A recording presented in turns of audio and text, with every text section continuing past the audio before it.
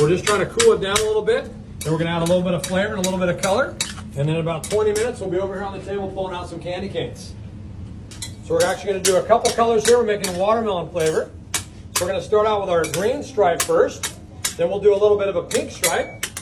And then we'll, the bulk of this, which is going to be the flavor part, will also be the white part of the candy cane.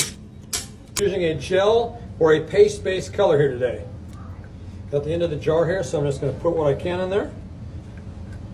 There we go. Flavor whatsoever, that is just the color only. Remember, this bigger piece here is going to be the white part, and that's where all the flavor will be.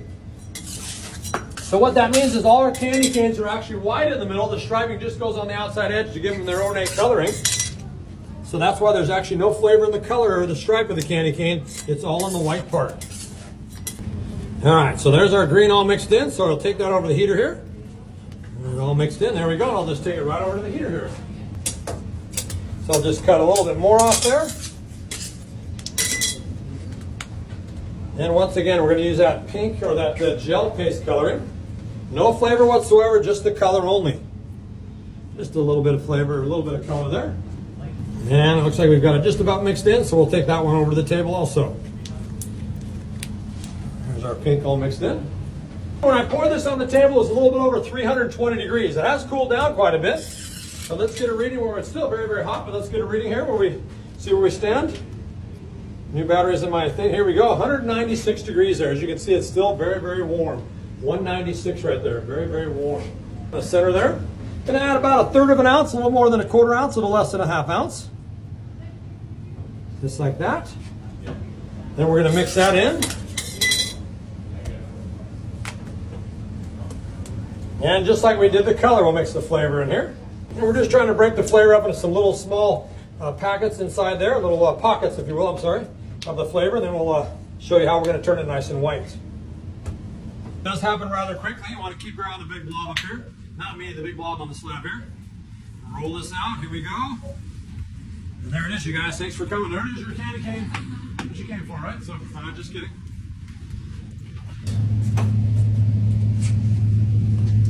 Now we're going to do a couple things here on the hook. Number one, we're adding a little bit of air to it. Also the stretching of the sugar crystal. And that's how the candy cane turns nice and white. What's actually happening is the molecular structure of the sugar crystal breaks down and binds with the oxygen and causes, I have no idea. I pull and it turns white and it does it every time. But it sounded pretty good, didn't it? All right, looks pretty good to me.